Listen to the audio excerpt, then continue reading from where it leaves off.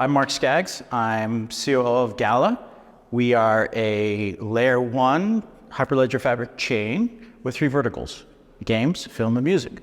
The reason why we joined a decentralized trust, the Linux Foundation Decentralized Trust, is because we're starting to do a bunch of chain innovations. So core chain innovations like actually decentralizing chain by changing consensus. And one of the things that we found is that while we have a certain set of expertise, the foundation offers a tremendous number of resources, eyes that can look at our code, and people that can counsel us and give us advice on how to make changes, avoid bugs, and all that kind of stuff. Well, our experience with the community is extremely welcoming.